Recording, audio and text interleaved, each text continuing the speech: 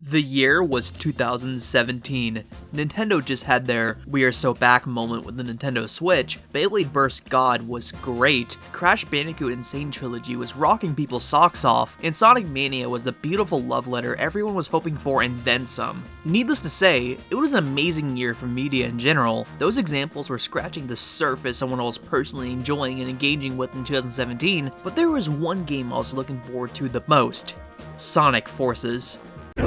No. Wait. Now, I just killed a few Twitter users just saying those words, but before November, a good majority of people, including me, were hyped beyond our belief. I was 15, let's just get that out of the way. Sonic Lost World felt like 10 years ago in teen years, not to mention the horrors of Sonic Boom was still lingering in most fans' heads, so a new mainline game was what we were all hoping for, and this time, we were getting a new boost game. The 2016 trailer was so hyped, from the same people who brought you Sonic Colors and Generations. Man, those words had so much power back then, and seeing it was a darker tone, this in my eyes was going to be the "we are so back" moment for 3D Sonic. Some were miffed by Santiago coming back, but at the time, I couldn't have been happier. I loved the classic levels and Generations. I had every reason to believe this new game would do the same. Trouble did start to arise when it was revealed the writers for the previous games were coming back for this one, but for some odd reason, I didn't see this originally. When gameplay was first revealed, most celebrated, this game was gonna be awesome! Right? I mean, almost every single franchise I liked at that time had some of the most critically acclaimed games that year. Breath of the Wild, Splatoon 2, Mario Odyssey, hell, even Sonic Mania. Obviously, Forces were the best of them all. Sonic is my favorite. It's really important to keep in mind that the marketing for Sonic Forces was crazy. They were seriously hyping this title up. You could create a custom character, something most Sonic fans dreamed of. Old villains were returning. I couldn't wait to fight Chaos. That was my favorite Sonic villain. This game was gonna be one for the history books. Well, on November 6th, 2017, I get a call from my local GameStop. They were selling the game a day early, which was weird, but hell yeah! Before I got the game, Sonic Twitter was already on fire because of the IGN review. IGN will be IGN, I thought. You guys have to remember, this was during the era where mainstream publications had a serious bias towards Sonic. I paid no mind. I went to GameStop, picked up my game, and felt that very familiar new game hype. This is it. I have the latest game in the Sonic series. I put the game on my console, played it. I didn't know what to think. I thought the game was going to take me a few sessions to get through, but I finished it within a few hours, which was rare. I made games last back in the day. I was so curious on when it would rock my socks off, so I sat there and played. I got to that hilariously bad song in the credits, and I was empty. I marathoned the brand new Sonic game and felt absolutely nothing playing it. Sonic Forces was only okay. Not bad, not great, I wouldn't even say good. It was just okay. A lot of people, at least nowadays, heavily over-exaggerate Sonic Forces' quality. Sonic Forces is not a bad game, it's just painfully average. Some of my annoying Nintendo Instagram mutuals at the time called the game a train wreck, and I mean, like, really? It's a very polished game. One of the most polished Sonic games in history, I would say. With my current 8 or 10 playthroughs of Forces, I haven't encountered a single glitch, even on all platforms. I know glitches exist for this game, I've seen them, but my answer to that is every single game on the planet has glitches. I fell through the floor in Mario Odyssey, however, I'm not going to use that against Mario, because I know glitches can just happen sometimes. That's how games work. But with Sonic, no doubt because of 06, glitches are known to be more unforgivable than other games, whether the internet wants to admit it or not. Some even claim Force's main issue is series stagnation, and this never made any sort of sense to me. Are you seriously telling me the boost formula was stagnant when we haven't had a single game in that formula for 6 years? The previous entry wasn't even boost. Sonic Lost World was an entirely different beast. The issue wasn't with the boost formula, it was with the level design. Oh my gosh, the level design! You can beat Lumia's Forest with one hand. Yeah, I am not joking. All badniks are just boost fodder.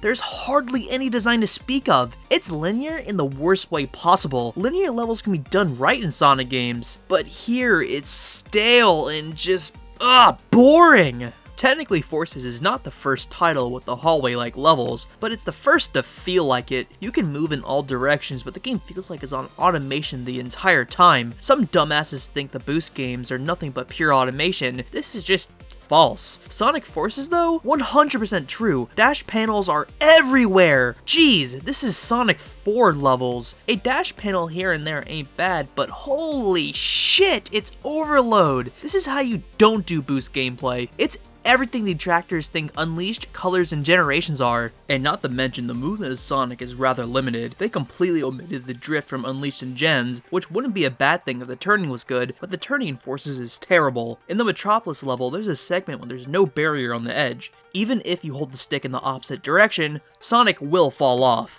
I've tried hundreds of times. You have to let go of the boost. This is such a weird design. A drift had to have been a part of Sonic's original moveset. It's jarring without. It goes back to Forces being on pure automation. It's like they forgot to add the barrier here. Some of them can be kind of entertaining to get through, but the moment I have fun, the frickin' stage ends. That's another thing. Sonic Forces has horribly short stages, like a minute and a half, the longest being around 2 minutes. Wow. Everyone was so baffled by this. The second the stage starts getting good, it just ends. In other games, this would be the start of the second portion of the act, but not in Forces. At first, I was excited about the amount of levels, but once I experienced it, it's no longer than Generations or Unleashed. In fact, it's way shorter, which is a huge shame. One part of the gameplay that is bad is Classic Sonic. What did they do to Classic? Going back to this after playing Superstars is horrible. Generations Classic was different, but it was still fun. Here it feels like Classic is 1,000 pounds. He controls terribly. Sonic Forces was the main joke, and it's not too far off. This is some of the worst 2D platforming in the entire franchise. The custom character was something so hard to mess up, but they did. Why do they look so ugly? Seriously, I know Sonic OCs are the butt of many jokes, but most of them out there are awesome and have actual talent and good designs. This could have been the perfect opportunity to make something really cool, but all the options are so lackluster. The animal list is small, and they don't even fit with the other characters. It looks different on purpose. What a letdown. Remember the cool marketing of getting to fight legacy villains? Well, you fight everyone except Chaos. You know, the most anticipated boss fight, the character people were the most excited for. I was so disappointed by this. And don't get me started on the story. This was one of the most defining points of the game. It was being hyped up as Sonic's return to higher stakes stories, characters had lyrical themes again, the new villain Infinite looked awesome, but nope, Sonic Forces is a game where Dr. Eggman takes over the entire world, and not only do we see none of it, but it feels like nothing happens in the entire game. How did they do that? Infinite, such wasted potential. He looked so cool. And you know what? Dare I say, he has a cool backstory on paper. He was one of Eggman's soldiers, and when he encountered Shadow and got his ass kicked, he was set off and sought power. Playing into Eggman's plan to use the Phantom Ruby, Infinite was the perfect guinea pig. That I like, but it's the execution that is awful. Same thing with the illusions. It was a cool idea, but it falls flat. I really want to be a fan of this character, but I just can't. Man, some really hate how Shadow treated Infinite, and yeah, it does sound a bit out of character, but I don't mind it really. I mean, let's not forget, Infinite was trying to kill Shadow. It was the first piece of Shadow doing literally anything since Sonic 06, so it was a treat seeing him do something. Same thing for the rest of the cast actually, but the issue here is that everyone talks about the events of the game as some horrible tragedy, but we see none of it, and I can't feel anything for it. Apparently Eggman overthrew Gun and made them disband, which is crazy cool. I mean, can you guys imagine a cutscene where Eggman charges his army and overthrows the military? I would pay so much money to see that, but of course not. Why would we want to see the story unfold? Remember in the other games where we got to see big events take place? Not here. It was so lame. I used to imagine the crazy events that would go on in Forces. Hell, I still try to imagine a world where Forces isn't just blah. Classic Sonic. Oh my gosh, Classic Sonic. This was back when they were trying to do the whole two worlds bullshit. Classic in this game, according to Eggman, is from another dimension. They really try to retcon Classic being Sonic from the past. I don't have to explain why this is stupid, but I will anyway, since this pissed 15-year-old me off so much. And you know what? It still pisses me off somewhat. The two worlds thing was clearly done to appeal to old heads who had only played Sonic 2. There is no way two worlds could have actually worked. Sonic does the infamous "it's been generations since I've seen you" bit, which in that game, that was Sonic from the past. Also, Sonic Adventure has so many callbacks to the classic games, it makes no sense whatsoever. I have a theory for this. So a while back, fans came up with the Neo-Classic theory, which was proven false by Iizuka, who claimed Mania and Superstars takes place before Sonic Frontiers. My theory is a spin on Neo-Classic. Instead of Generations Classic branching into his own timeline creating Mania, this Sonic goes back to the same timeline, except now it's a duplicate of the original. Timelines in media are almost never linear. Remember how in Dragon Ball where Trunks' future remained the same even after going back and defeating Cell? It's the same here. Sonic meeting his future self caused the birth of an entirely new timeline. That remains the same, only difference being this Sonic remembers meeting his future counterpart. That would explain why Modern doesn't remember Classic, and why Eggman refers to him as a Sonic from another dimension, because technically, it's not too far off. Classic's conclusion in the story was so ass. Mania was technically a tie-in for the game, and in Forces, he just randomly appears when Tails is being attacked by Chaos, which, I won't go too deep into Tails' character debate, but yeah, that was incredibly poor. I do, however, want to discuss this cutscene real quick. This right here is the most complexing cutscene in Sonic history to me, not because it's great or anything, but that's exactly the problem. Here I am watching a cutscene where Sonic and friends are fighting a horde of enemies. On paper, this sounds awesome and should have been something for the history books, but oh my gosh, that animation is awful. Shadow floating with no weight, it all feels soulless. Characters we haven't seen in years, and I felt nothing. Don't get me wrong, it's good to see them again, but with how everything is, I still feel nothing. I got a bit excited when I saw Omega, but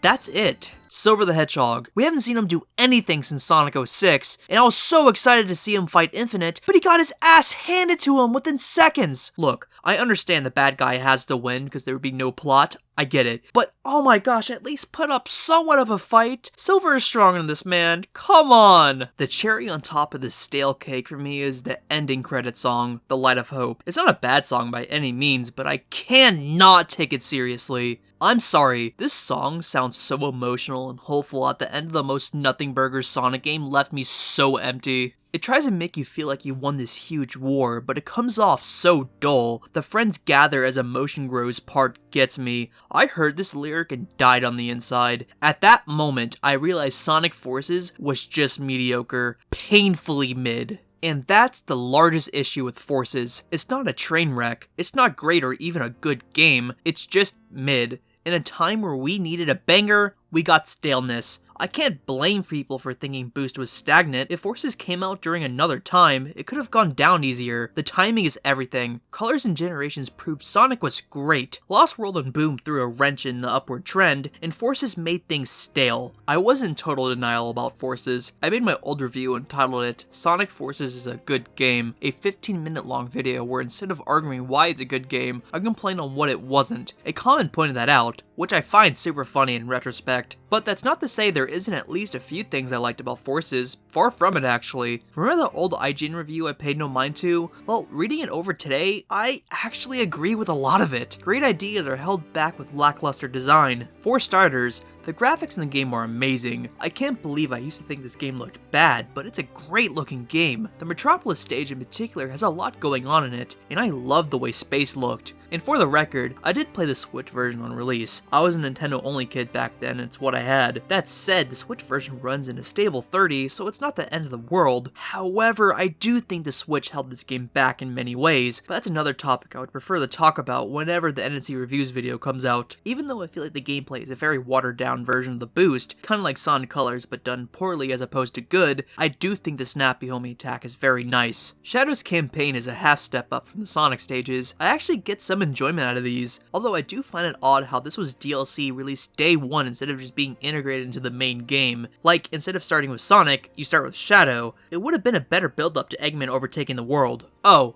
and the soundtrack. Sonic soundtracks are almost always good, and Forces has some great tracks. I'm a huge fan of the custom character stage themes, and I think Infinite's song is great. I listen to it very often. But that's about it, honestly.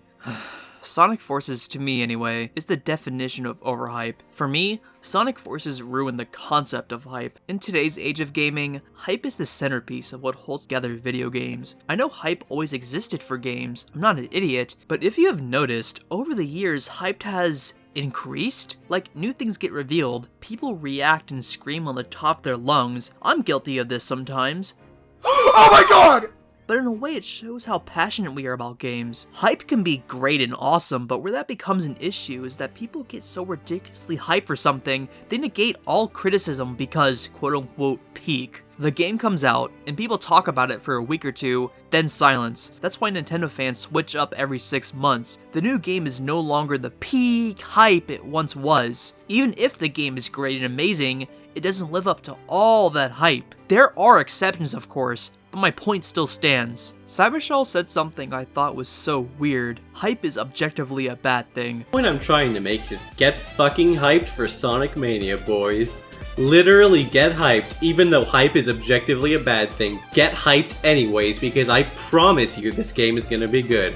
I never understood what he meant until after Sonic Forces. In a sick way, I am grateful for that experience. Sonic Forces taught me how to remain cautious when a new game gets revealed. Ever since Sonic Forces, the amount of games I get hyped for are very few and far between. Exceptions here too again. Of course, I knew Smash Ultimate was going to be good, so I let myself get excited, but for something like Sonic Frontiers, I didn't feel an ounce of hype until about a week before the game came out. I was not having that experience again. Frontiers pleasantly surprised me with a good experience, and Sonic Superstars I kept my bar low despite it being a classic game, and I ended up loving that one even more. The effects of Sonic Forces still linger to this day. Shadow X Sonic Generations gameplay was revealed recently, and some already wrote it off because to them, it looks like Sonic Forces. Now, if someone doesn't like the way a game looks, that is their opinion, but saying it looks like Sonic Forces? Look, I've played enough Forces to sniff it out a mile away. Shadow's stages are nothing like Forces, linear or not. Sonic Forces traumatized a lot of Sonic fans into being very overly pessimistic. Is it a shame?